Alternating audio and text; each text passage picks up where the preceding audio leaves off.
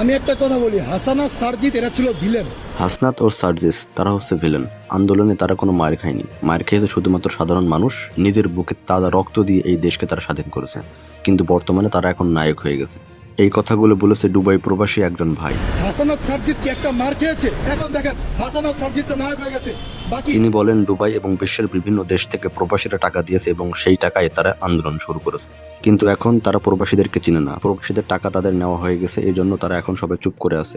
অনেক প্রবাসী এখন তাদের কাছে কিছু সহমত পোষণ করছে, কিন্তু তারা তাদের কথা শুনতে চায় না। আমাদের প্রবাসীদের টাকা তারা আন্দোলন চালাইছ, আমাদের রেমিটেন্সের টাকা। তিনি বলেন দুবাই আন্দোলন করার সময় অনেককে গ্রেপ্তার করা হয়েছে, তার মধ্যে 3 জনকে যাবজ্জীবন এবং 11 জনকে 10 বছরের সশ্রম কারাদণ্ড দেওয়া হয়েছে।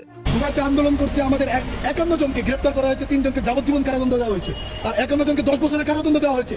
এখন সমন্বয়কদের কাছে গিয়ে তাদেরকে জেল থেকে বের করার ব্যাপারে কথা বলতে গেলে তারা বলে আমরা উকিল ঠিক করে দিয়েছি, সব ব্যাপার উকিলে দেখবে। তোরা আমাকে কি বললি ভাই? আমরা উকিল দিছি।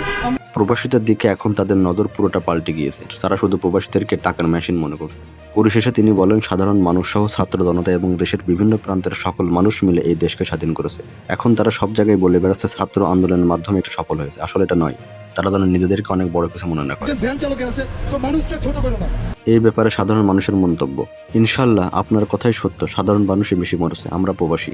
সুন্দর কথা বলেছেন এবং নির্ভয় সত্য কথা বলেছেন, এজন্য আপনাকে বিপ্লবী সালাম এবং স্যালুট। সৌদি আরব থেকে দেখছি কথা রাইট, অনেক অনেক ধন্যবাদ ভাই, আলহামদুলিল্লাহ। কেউ না কেউ তো নেতৃত্বে আসবে, এটা নিয়ে নিজেদের মধ্যে বিভাজন তৈরি করো না প্লিজ, সব ধ্বংস হয়ে যাবে। দর্শক, এই সকল ব্যাপারে আপনার কি মতামত তা জানান কমেন্ট বক্সে।